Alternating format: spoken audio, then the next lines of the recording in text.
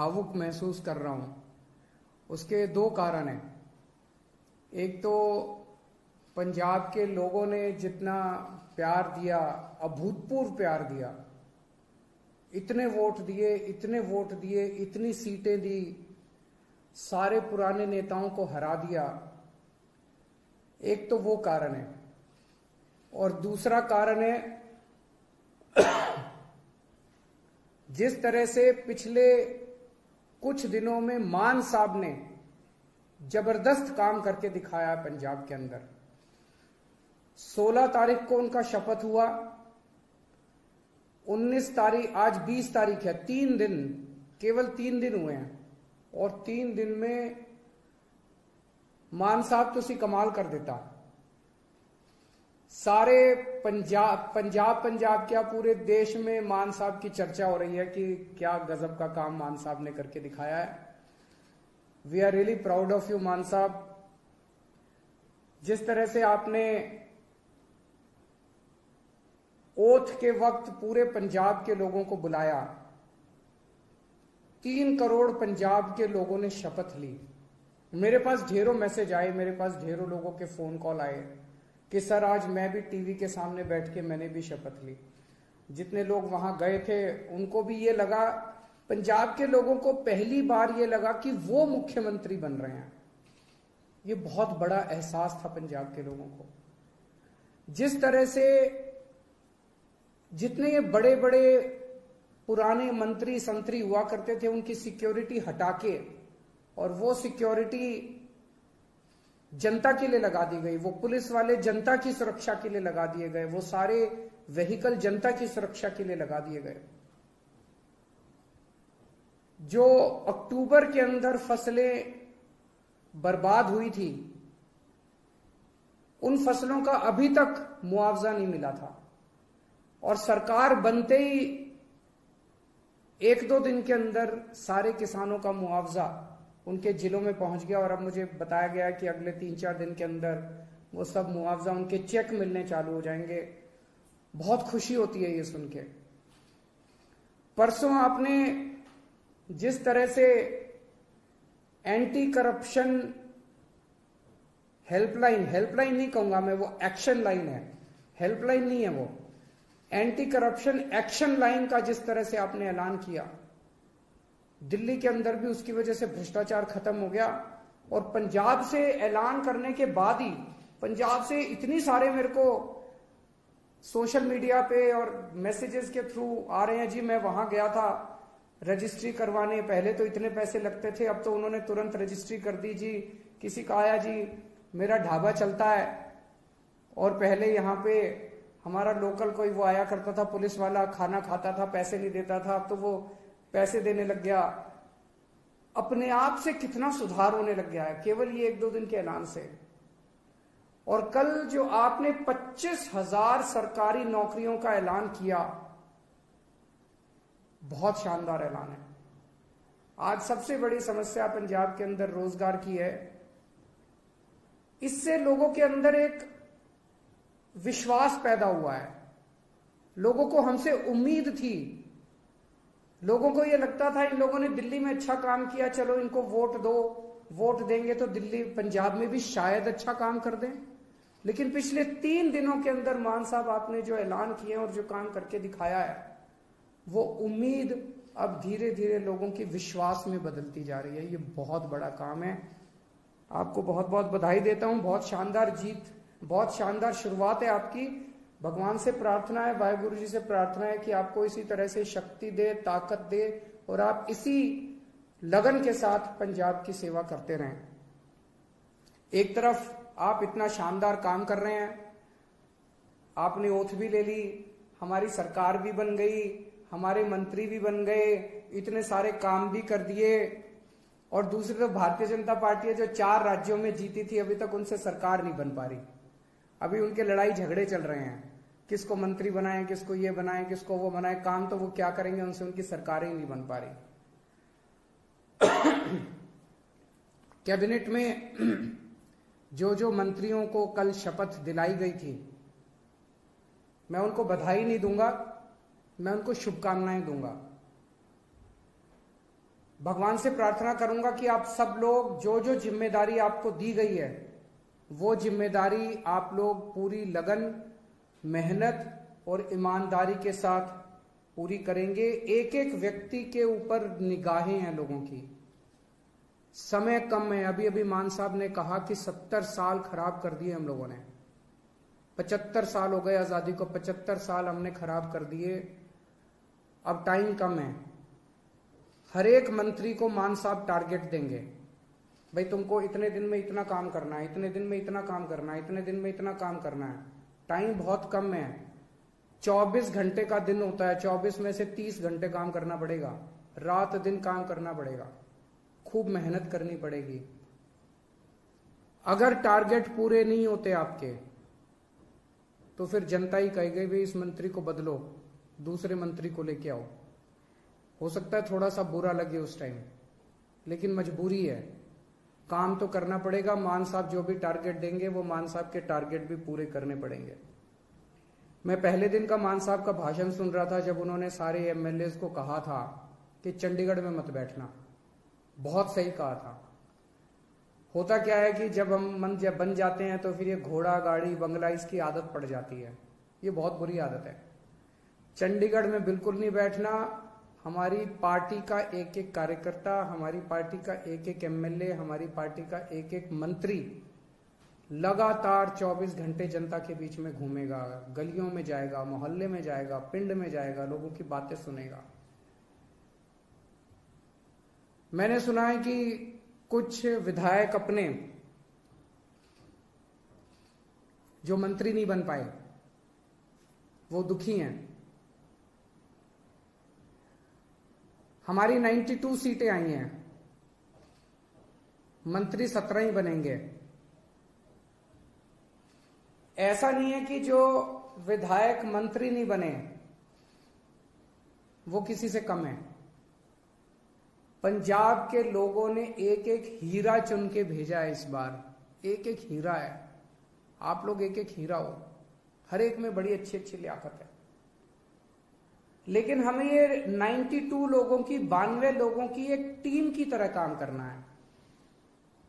अगर हम टीम बन के काम करेंगे, अपना स्वार्थ छोड़ देंगे, अपनी इच्छाएं छोड़ देंगे, अपनी एम्बिशंस छोड़ देंगे, पंजाब की तरक्की होगी, पंजाब खूब आगे बढ़ेगा।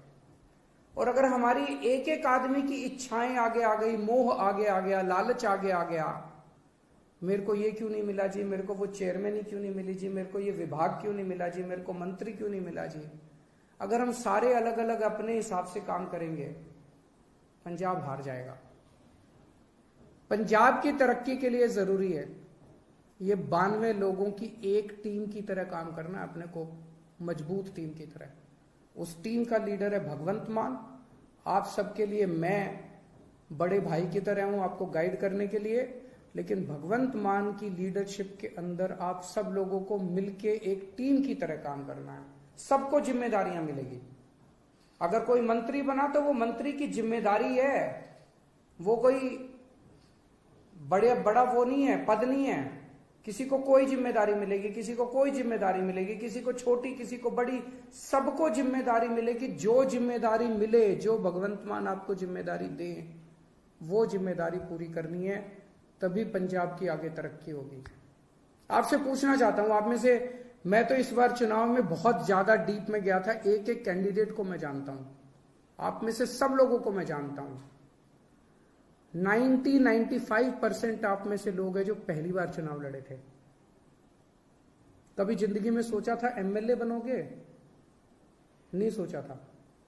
ऊपर वाले का कुछ करिश्मा था कि आपको टिकट मिल गई, आप एमएलए बन गए, लोगों का इतना प्यार मिल गया। आप में से कुछ लोग हैं जो बहुत साधारण बैकग्राउंड से आते हैं और इतनी बड़ी बड़ी हस्तियां हार गई आपके सामने। घमंड मत करना, आपने नहीं हराया, जनता ने हराया है। कल आप उनकी तरह काम करोगे, जनता आपको भी हरा देगी।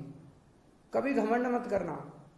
तो ये मत सोचो कि अब मैं एमएलए बन गया, अब मैं मंत्री बनूंगा, अब मैं मुख्यमंत्री बनूंगा। ये सब चीजें दिमाग में नहीं आनी चाहिए, ये अच्छी चीजें नहीं है। आप एमएलए रहते, अपना ऐसा काम करो कि आप ही की ख्याति चारों तरफ फैल जाए। आप एमएलए रहते हुए अपने हलके में इतना अच्छा काम करो कि आपकी ख्याति चारों तरफ फैल जाए, लोग आपको इतना प्यार करने लगे। किसी भी पद के ऊपर कुछ लोग आते हैं, कहते हैं जी मेरा हक था, मेरा हक था ये बनने का। ये सोच लेना ये जनतंत्र है, किसी का किसी पद के ऊपर हक नहीं है। जिस दिन जनता नाराज हो गई, 2 मिनट में मुख्यमंत्री को भी हटा देती है और 2 मिनट में एमएलए को भी हटा देती है। ये हमारे से पहले वाले जो थे उनको भी ऐसे लगता था कि वो तो पैदाइशी मुख्यमंत्री बनने के लिए आए हैं, वो तो पैदाइशी मंत्री बनने के लिए आए हैं। 2 मिनट लगे, जनता ने सारों को साफ कर दिया। ऐसा ना कर देना कि अगली बार जनता हमें साफ करने के लिए तत्पर रहे। हमें ऐसा करना है कि जनता जिंदगी भर हमारे को प्यार करे, हमें जनता का दिल जीतना है। लोगों के अगर काम कराने हो तो आप जरूर अपने मुख्यमंत्री से मिलने के लिए जाना। लोगों के लिए काम कराने हो लोगों के, तो आप जरूर अपने मंत्रियों से मिलने जाना। लेकिन किसी अपने हलके के डीसी और एसपी और थानेदार की पोस्टिंग कराने मत जाना।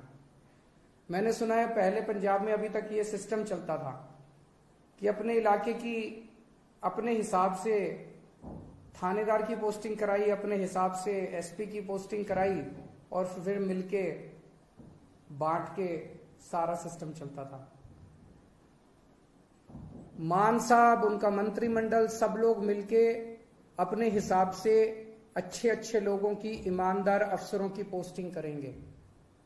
वो पोस्टिंग करें। अगर कोई अफसर आपका काम ना, जनता का काम ना करे, आप ये शिकायत लेके जाओ।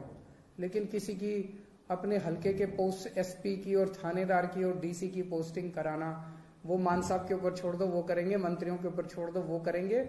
और अगर कोई करप्शन करे तो वो बताओ। सबसे जरूरी चीज हमारे लिए ईमानदारी से काम करना है। हमने बार बार अपने चुनाव प्रचार में कहा कि हमारी कट्टर ईमानदार पार्टी है, हम एक कट्टर ईमानदार सरकार बनाएंगे। भगवंत मान एक कट्टर ईमानदार आदमी है, लोग हमसे उम्मीद करते हैं। मैं कुछ भी बर्दाश्त कर सकता हूं, बेईमानी बर्दाश्त नहीं कर सकता, पैसे की चोरी बर्दाश्त नहीं कर सकता, जनता के पैसे की चोरी बर्दाश्त नहीं कर सकता। तो अगर मेरे को पता चला, मान साहब को पता चला कि कहीं किसी ने कुछ गड़बड़ की, तो फिर एक भी मौका नहीं देंगे। वहां मौके की कोई गुंजाइश नहीं है। आपको हमने जो काम दिया, आपने टारगेट पूरा नहीं किया, हम आपको 1 मौका देंगे, 2 मौका देंगे। लेकिन अगर आपने कहीं गड़बड़ की तो पहले मौके में ही सख्त से सख्त सजा मिलेगी। जो सजा जनता को मिलती है उससे दुगनी सजा अपने वालों को मिलेगी। जनता ने बहुत भरोसा किया है, जनता के भरोसे को तोड़ नहीं सकते। बेईमानी मत करना और कुछ भी कर लेना, बेईमानी मत करना और जनता के साथ बदतमीजी मत करना। अभी मान साहब ने भी इसका जिक्र किया।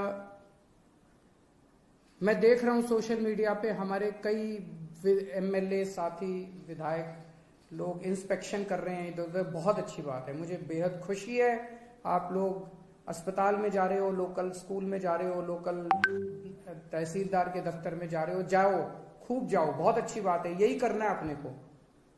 एक ही चीज का ध्यान रखो, बदतमीजी मत करो। मैंने देखा एक बंदा किसी थानेदार को कह रहा है, तेनू पुट्ठा टांग देंगा। ये भाषा हमें शोभा नहीं देती। ये कहने की क्या जरूरत है? अब तो तुम विधायक बन गए, अब तो मुख्यमंत्री तुम्हारा है, अब तो मंत्री तुम्हारे हैं। तुम चाहो तो 2 मिनट में उनको पुट्ठा टांग सकते हो। जिस दिन टांगने की, अब तो तुम्हारे पास कलम की ताकत है, कलम की ताकत से कुछ भी कर सकते हो। कहने की क्या जरूरत है? अपने मुंह से हमें सबकी इज्जत करनी है, सबकी इज्जत करनी है, विरोधियों की भी इज्जत करनी है, विपक्षियों की भी इज्जत करनी है, सारे कर्मचारियों की इज्जत करनी है। और ये कर्मचारी दोषी नहीं है, कोई डॉक्टर दोषी नहीं है सरकारी अस्पताल का, सरकारी स्कूल का कोई टीचर दोषी नहीं है। अभी तक सिस्टम ही ऐसा था, सारा सिस्टम खराब था। दिल्ली का उदाहरण देता हूं। दिल्ली में हमारी सरकार बनी, उसके पहले सरकारी स्कूलों का बुरा हाल था। यहां पे कहते थे कि सरकारी टीचर तो आलसी होते हैं, पढ़ाना नहीं चाहते, काम नहीं करना चाहते।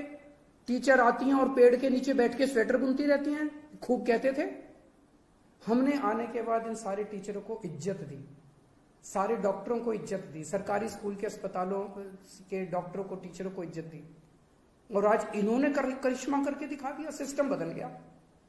हमें पंजाब में इन्हीं के साथ मिलके, सरकारी स्कूल के टीचरों के साथ मिलके, पंजाब पुलिस के साथ मिलके, डॉक्टरों के साथ मिलके, तहसीलदार के साथ मिलके, सबके साथ मिलके सिस्टम बदलना है।